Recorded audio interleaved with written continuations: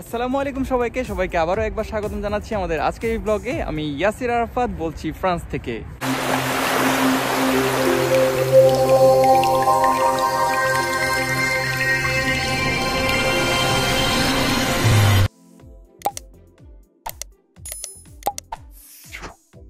তো এখন আমি জব থেকে শেষ করে বাসায় ফিরছি, আর এখন ঘড়িতে বাজছে হচ্ছে দুপুর 2টো। এখন আমি বাসায় ফিরবো। আমার বাসা এখান থেকে খুব একটা বেশি দূরে নয়, বলতে গেলে 5 মিনিট হেঁটে।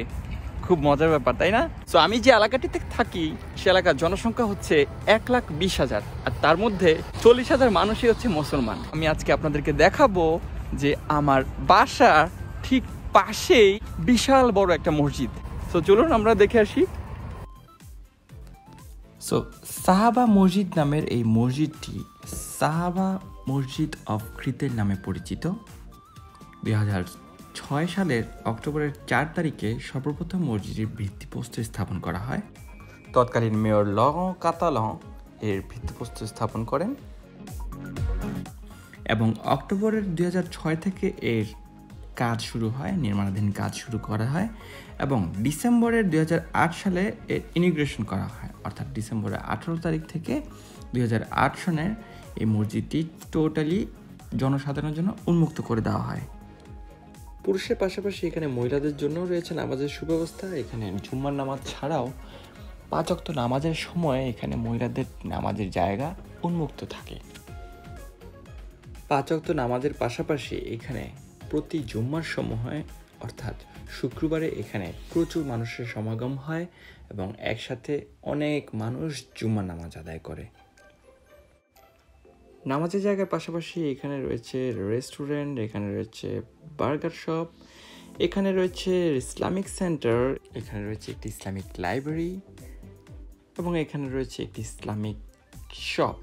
যে শপে এখানে সব ধরনের ইসলামিক প্রোডাক্ট পাওয়া যায়, যেমন ধরুন বোরকা, এখানে বাচ্চাদের জায়নামাজ, বড়দের জায়নামাজ, আতর, এখানে তসবি, এখানে পুরুষদের টুপি, সব ধরনের ইসলামিক প্রোডাক্ট এইখানে পাওয়া যায় এই শপটিতে। তো চলে এসে আবারও শুরুর দিকে।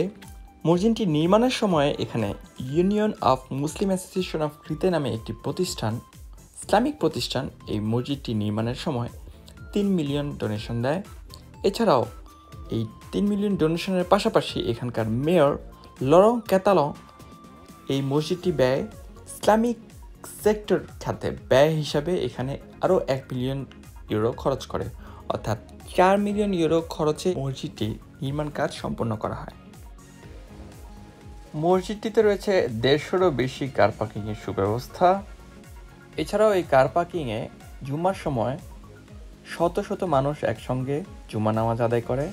এছাড়াও ঈদের সময় প্রত্যেক ঈদ উল ফিতর এবং ঈদ উল আজহাতে এই মসজিদের ভিতরের জায়গা সহ এবং বাইরের এই কার পার্কিংয়ে প্রতি ঈদের জামাতে প্রায় 1,000-1,200-র মতো মানুষ জমায়েত হয় এবং একসঙ্গে ঈদের নামাজ আদায় করে। কার পার্কিংয়ের ঠিক ওপাশেই রয়েছে সুদৃশ্য লেক।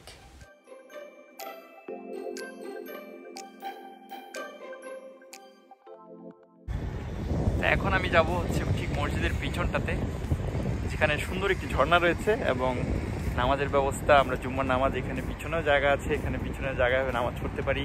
মহিলাদের জন্য রয়েছে আলাদা নামাজের সুব্যবস্থা। হ্যাঁ, আমি কিছু মানুষ দেখতে পাচ্ছি, মনে হয় আমি একটু মাস্ক পরে ফেলি, এতক্ষণ কেউ ছিল না তাই মাস্কও পরিনি। আর যাই হোক, তো এখন আমি আপনাদেরকে দেখাচ্ছি যে এই দেখতে পাচ্ছেন সুন্দর একটি ঝর্ণা। যেহেতু এখন উইন্টার সিজন তাই ঝর্ণা চালাচ্ছেন না ওনারা, তাই আমি সামার সিজনের কিছু ছবি আপনাদের সাথে শেয়ার করছি। দেখতে পাচ্ছেন এখানে রাতের একটি দৃশ্য।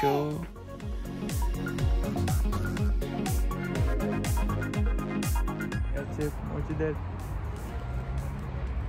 Back view.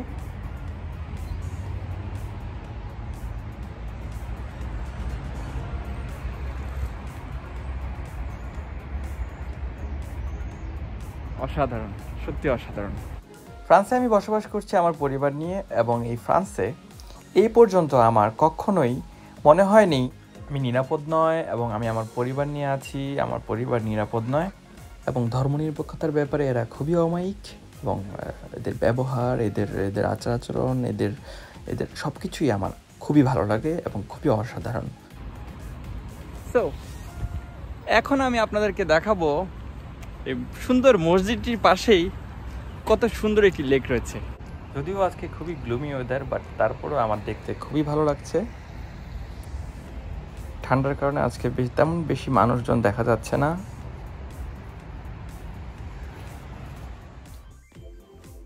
আর তাই গত মাসেরই করা আমি কিছু ভিডিও ফুটেজ আপনাদের সাথে শেয়ার করছি। এখানে আলিশার আম্মু, ওরা এখানে ডাকিদেরকে কিছু খাবার দিচ্ছে, যেগুলো আমাদের ডেট ওভার কিছু ব্রেড ছিল বাসায়, ওরা এগুলো শেয়ার করছে ওদের। শুধু আমরাই না, এখানে বিকেলবেলা অনেকেই যারা ঘুরতে আসে ওরা এই ডাকিদেরকে এইভাবে খাওয়ায়, এবং ওরাও খুব এনজয় করে, এবং যারা খাবার নিয়ে আসে তারাও খাবার দিতে ওদেরকে খুবই পছন্দ করে। সো বেসিক্যালি এরা হচ্ছে কানাডিয়ান গোস। এদেরকে ইউরোপের বিভিন্ন জায়গা ছাড়াও ফ্রান্সেও এদেরকে বেশ দেখা যায়। এরা স্বভাবতই লেকের পাশে এবং সবুজ মাঠে এবং ঝর্ণার পাশে এবং মিঠা পানির লেকগুলোতে বেশিরভাগ দেখা যায়। মানুষের দেওয়া খাবারের পাশাপাশি এরা লেকের ছোট ছোট মাছ এবং সবুজ ঘাস এদের সবচেয়ে প্রিয় খাবার। পরিপূর্ণ বয়সে একটি ফিমেল গোসের ওজন হয়ে থাকে 3 থেকে 5 কেজি, এবং মেল গোসের ওজন হয়ে থাকে 4 থেকে 6 কেজি।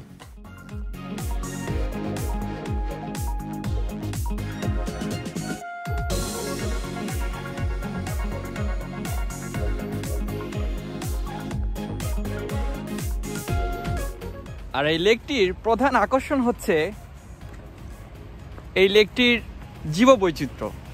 হ্যাঁ, জীববৈচিত্র্য বলতে যা বুঝাচ্ছি, এখানে পানকড়ি থেকে শুরু করে এখানে রাজহাঁস, পাতিহাঁস, অতিথি পাখি, হ্যাঁ অতিথি পাখিও বলতে এখানে দেখতে পাই। যেমন উইন্টার সিজনে কিছু কিছু হাঁস আমি দেখতে পাই, যেগুলো এখানে এর আগে দেখা যায় না সামার সিজনে। দেখতে পাচ্ছেন এখানে কবুতর রয়েছে, এখানে গাংচিল রয়েছে, এখানে কানাডিয়ান গোজ, এখানে কবুতর, অসাধারণ। আর লেকটির ভিউ তো আমি বলবো যে এক কথায় অসাম, অসাধারণ সুন্দর একটি প্রাকৃতিক দৃশ্য। আমি এখানে লেকটি, যদিও এখানে প্রাকৃতিক লেক না, এটা হচ্ছে বা মানুষের বানানো লেক। আমি এখানে কিছু মানুষ দেখতে পাচ্ছি, তো আমার মাস্ক পরে ফেলা উচিত। দেখতে পাচ্ছি এখানে গাছের উপরেও কিছু, আরো এরা সবাই রাউন্ড দিচ্ছে।